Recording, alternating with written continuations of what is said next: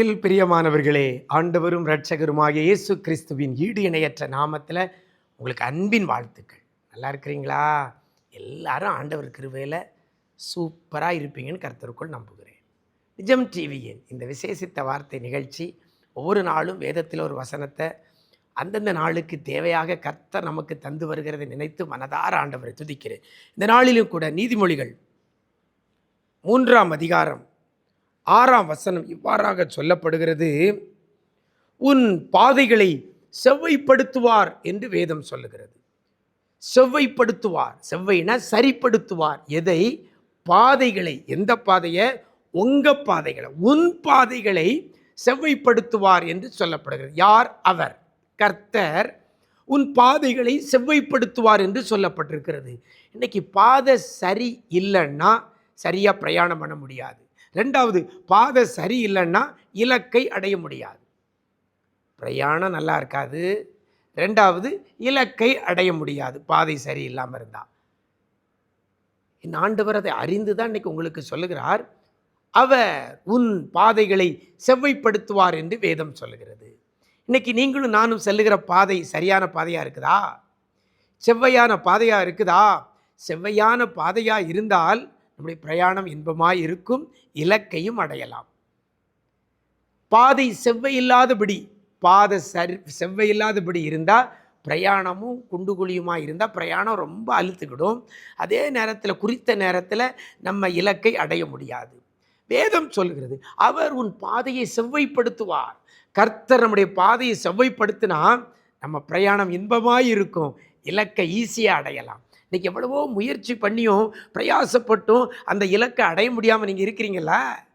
எவ்வளவோ பிரயாசப்பட்டும் அந்த நோக்கத்தை, அந்த இலக்கை அடைய முடியாதபடி இலக்கை இழந்து தவிக்கிற பிள்ளைகள் ஏராளம் அல்லவா? இன்னைக்கு கர்த்தர் அதை அறிந்து உங்களுக்கு சொல்லுகிறார். பாதைகளை செவ்வைப்படுத்துவேன் என்று கர்த்தர் சொல்லுகிறார். அவர் உன் பாதைகளை செவ்வைப்படுத்துவார். கர்த்தர் நம்முடைய பாதையை செவ்வைப்படுத்தினா மட்டும்தான் நம்முடைய பிரயாணம் இன்பமாயிருக்கும், இலக்கை அடைய முடியும். நாம நம்முடைய பாதையை செவ்வைப்படுத்த முடியாது. நீங்கள் உங்கள் பாதையை செவ்வைப்படுத்த முடியாது. பாதைகளை செவ்வைப்படுத்துகிறவர் நம்முடைய ஆண்டவர். வேதம் தெளிவாய் சொல்லுது, அவர் உன் பாதைகளை செவ்வைப்படுத்துவார். இன்னைக்கு நாம நம்ம பாதையை சரிப்படுத்தணும்னு நினைக்கிறோம், ஆனால் முடியலை. ஏன் முடியாது? பாதைகளை செவ்வைப்படுத்துகிறவர் கர்த்தர். ஐயோ, நான் பிரயாணம் பண்ண இடையில தடங்கள் வந்துட்டேன்னு சொல்கிறோம். என் பிரயாணத்தில் இடையில தடங்கள் வந்துட்டேன், என் வியாபாரத்தில் இடையில முட்டுக்கட்டை வந்துட்டே, என் தொழிலில் இடையில பெரிய நஷ்டம் வந்துட்டே, என்னுடைய வாழ்க்கை பயணத்தில் பெரிய ஆபத்து வந்துட்டே, என் சரீர ஆரோக்கியத்தில் ஒரு வியாதி வந்துட்டே நம்ம சொல்கிறோம். ஏன்? பாதைகள் செவ்வைப்படுத்தப்படவில்லை. வேதம் சொல்கிறது அவர் உன் பாதைகளை செவ்வைப்படுத்துவார். அப்படின்னா பாதைகளை செவ்வைப்படுத்துகிறது கர்த்தர். ஆனால் ஒரு காரியம் சொல்லப்படுகிறது, கர்த்தர் யாருடைய பாதைகளை செவ்வைப்படுத்துவார் அப்படின்னு இந்த வசனத்தில் ஆரம்பத்தில் சொல்லப்படுகிறது. உன் வழிகளிலெல்லாம் அவரை நினைத்துக்கொள். உன் வழிகளிலெல்லாம் அவரை நினைத்துக்கொள், அப்பொழுது அவர் உன் பாதைகளை செவ்வைப்படுத்துவார். எப்பொழுது?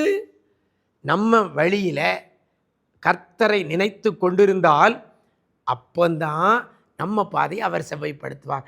நாம் ஆண்டவரை நினச்சிக்கிட்டே இல்லாமல் வேற காரியத்தை நினச்சிட்டு, உலகத்தை நினச்சிக்கிட்டு, பல காரியத்தை நினச்சிட்டு நம்ம பிரயாணம் பண்ணுவோமையானால் நம்ம பாதை செவ்வையாக இருக்காது, நம்ம வழி செவ்வையாக இருக்காது. அப்போ நம்முடைய வழிகளிலெல்லாம் கர்த்தரை நினைத்து கொள்ள வேண்டும். இன்றைக்கி பிரயாணம் ஆரம்பிக்கிறோம். ஆரம்பத்தில் காரில் ஏறுறோம், ஒரு இடத்துக்கு போகிறோன்னா உடனே ஆரம்பத்தில் முதல்ல எல்லாரும் என்ன செஞ்சிருந்தோம்? ஜபம்னு சொல்லி ஆண்டவரேன்னு சொல்லி அவரை நோக்கி ஒரு சின்ன ஜபம், இந்த பிரயாணத்தில் கூட இருங்க அப்படின்னு சொல்லி ஜபம் முடிச்சாச்சு.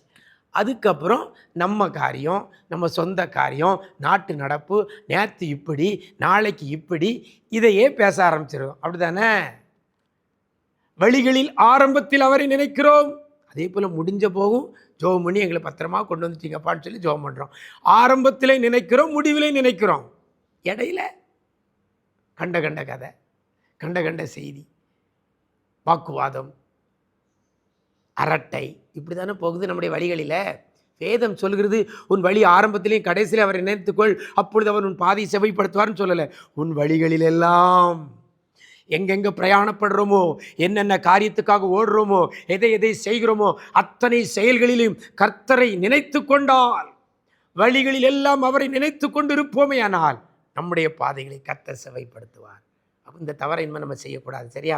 வழிகளில் எல்லாம் பாட்டு பாடிக்கிட்டே, வேத வசனத்தை சொல்லிக்கிட்டே, வேத வசனத்தை குறித்து தியானிச்சுக்கிட்டே அப்படியே நம்ம கடந்து செல்வோம்.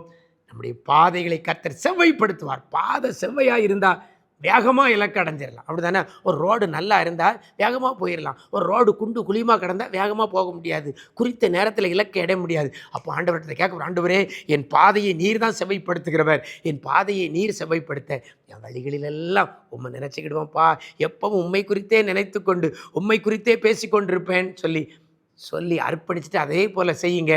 உங்கள் பாதைகளை எல்லாம் கர்த்தர் செவ்வைப்படுத்துவார். கர்த்தர் உங்களுக்காக யாவையும் செய்து முடிப்பார். நாம் ஜெபிக்கலாமா? நேசிக்கிற நல்ல பிதாவே, ஆசீர்வதிக்கப்பட்ட இந்த நல்ல நாளிலே கூட அவர் உன் பாதைகளை செவ்வைப்படுத்துவார் என்ற வாக்குத்தத்தத்தை எங்களுக்கு கொடுத்துருக்கிறீங்கப்பா. ஆண்டவரே, எங்களுடைய பாதை செவ்வையா இல்லைப்பா, எங்களுடைய பாதை குண்டும் குழியுமா இருக்கிறது. எங்கள் பாதைகள் ஆண்டவரே கரடு முரடாக இருக்கிறதையா. கரடு முரடான பாதையில் ஆண்டவரே ஆண்டவரே ஆண்டவரே நிம்மதியாக பயணம் செய்ய முடியாது.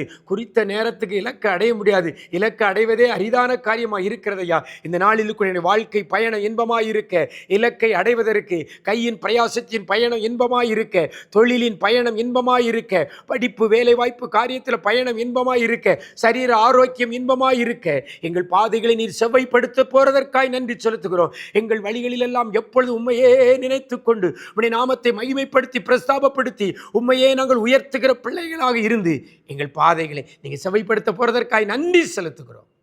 எந்த பிள்ளையுடைய பாதையும் செவ்வை இல்லாமல் போயிடக்கூடாது ஐயா. இந்த வார்த்தையை கேட்கிற பிள்ளைகள் வழிகளில் எல்லாம் உண்மை நினைத்து கொண்டு பாதைகள் செவ்வைப்படுத்த பாதையில் பயணம் செய்ய கிருபை செய்வீராக. நாள் முழுவதும் உடைய பிரசன்னத்தில் மூடிக்கொள்ளுங்க. உடைய கிருபை பிள்ளைகளை தாங்கட்டும். ஜெபத்தில் கேட்கிற அத்தனை காரியத்தை வாய்க்க பண்ணுவீராக.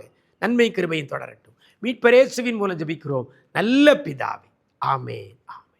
பிரியமானவர்களே, வழிகளில் எல்லாம் கர்த்தரை நினைத்து கொண்டிருங்கள்.